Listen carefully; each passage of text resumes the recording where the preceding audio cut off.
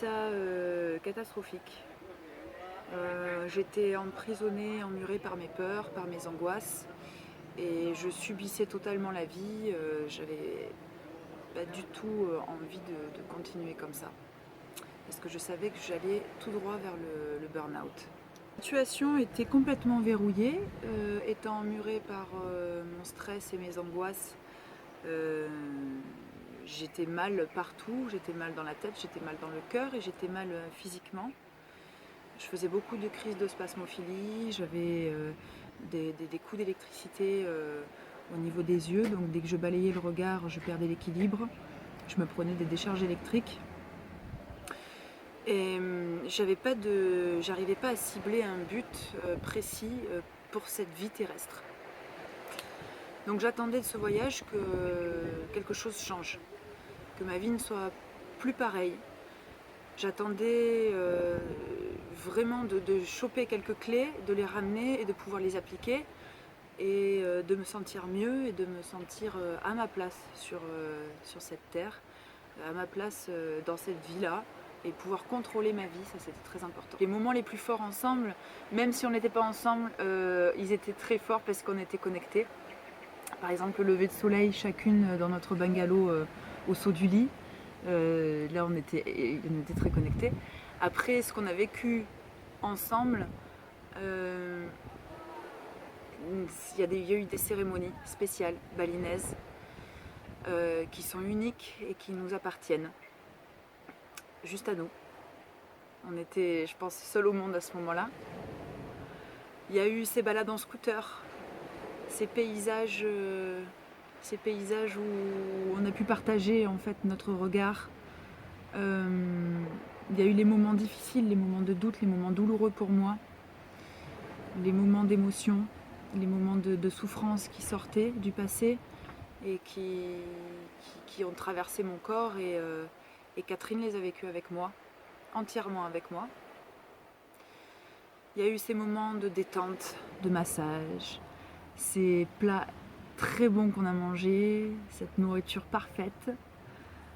Il y a eu tellement de choses, il y a eu ce yoga, il y a eu ces personnes rencontrées, il y a eu vraiment, sur tout point de vue, je pense qu'on a partagé des moments très forts. Tout ce qu'on a vécu à Bali a été très fort. Ah, avec Kat, ce que j'ai le plus apprécié chez elle, c'est son tout, son elle. Voilà, tout simplement. C'est quelqu'un d'unique, c'est quelqu'un d'entier, de spontané, de franc, de sincère, de transparent, de généreux, d'impliqué et de bienveillant surtout. Et surtout, elle a su être très rassurante. Parce que quand on vit un espèce de choc comme ça, de croyance, c'est très douloureux et ça amène beaucoup de doutes. C'est quand même toute une vie qui est remise en cause. Et ça c'est assez douloureux, et elle a su être très rassurante et très confiante jusqu'au bout. Et ça, pour ça, je lui en suis très reconnaissante. Je crois que ce que je retiens de plus beau avec Catherine, c'est la fluidité qu'on a eue toutes les deux, cette complicité. On est quand même partis plus de 11 jours ensemble, on était tout le temps ensemble, et ça s'est merveilleusement bien passé du début jusqu'à la fin. Voilà. Alors, quel est le moment? Alors il faut en dire 15, ce qui est compliqué, que j'ai préféré le plus avec Kat en travaillant. Et bien finalement, je crois que c'est le mantra. C'est-à-dire qu'autour de toute la formation qu'elle fait en 10 jours, 11 jours, même pas, ouais. On a travaillé point par point, une pyramide. Et tout ce qu'elle m'a dit, tout ce qu'elle m'a inculqué, tout ce qui est rentré dans ma tête, tout ce que j'ai noté, tout ce que j'ai travaillé, je pense prenait effet lors des mantras et des méditations et de la relaxation et des visualisations. Donc cette partie-là de détente, en fait, m'a permis d'ingurgiter tout ce qu'elle m'a apporté. Alors les points de fort, c'est le fait qu'elle rassure en permanence, qu'elle ait confiance en elle, et qu'elle elle voit en la personne et elle sait très bien quel résultat elle va obtenir, peu importe le timing. Et ça, c'est quelque chose qui est précieux parce que je suis arrivée, je lui ai tout donné. Je lui ai fait entièrement confiance et elle, à travers sa formation, a su tout me donner aussi. Toutes les recherches qu'elle a faites, toute son expérience, tout son bon sens et toute son énergie positive. Les points forts de Kat sont réellement son expérience de vie. C'est qu'elle a traversé sur le point de la santé, sur le point familial, sur tout point de vue en fait. Tout ce qu'elle a traversé, elle est allée faire des recherches sur comment améliorer sa vie par rapport à ça. Et c'est quelque chose qui nous réunit toutes les deux, la souffrance, le passé, l'angoisse, le stress et le fait de vouloir changer de vie. Et je pense que voilà, c'est toute son expérience de vie passée qui ont été vraiment les points forts lors de son apprentissage, parce que c'est quelque chose de concret.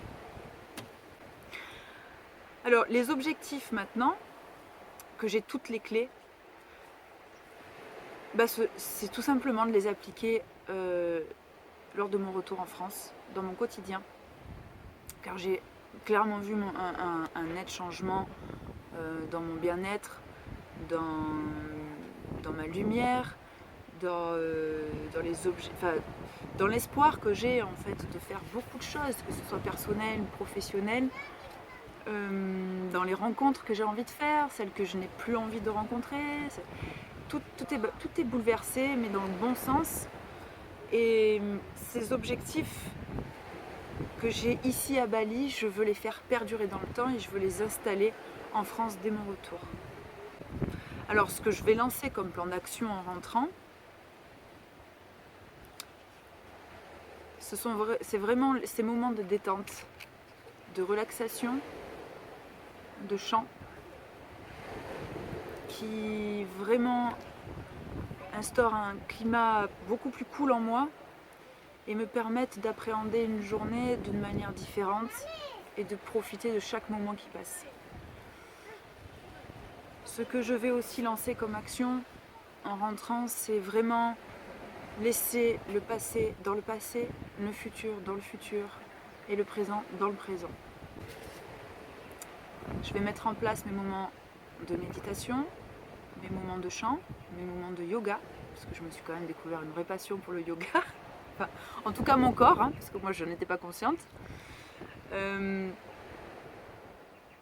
vais aussi commencer à développer le côté professionnel d'une manière beaucoup plus posée et voir la vie différemment. Alors les désirs immédiats, c'est vraiment revenir avec cette force tranquille qui me permet de garder le cap, de garder cette confiance en moi que je commence vraiment à ressentir au fond de mes entrailles.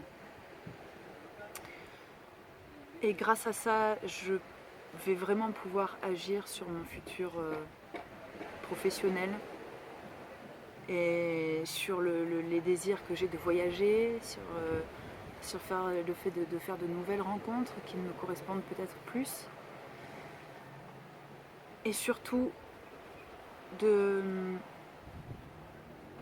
pas de me recentrer sur moi, parce que je trouve ça peut avoir une connotation négative, mais juste de laisser vivre en moi l'enfant que je suis. J'ai plein de désirs. Et ça c'est génial, j'avais perdu ça quand j'étais arrivée, je m'étais interdite même de rêver. Il fallait affronter la vie avec force, qui peut être bien, mais pas dans ce cas-là. On n'est pas fort tant qu'on ne s'écoute pas, en fait. C'est juste ça. Et le fait de s'écouter, ça réveille beaucoup de choses. On retrouve des qualités quand on était petite, on retrouve nos compétences. Et tout ça, c'est nous, c'est ce qu'on s'est créé, et c'est qui on est depuis le départ. Et ça, on l'avait un petit peu perdu ces dernières années, en tout cas pour ma part.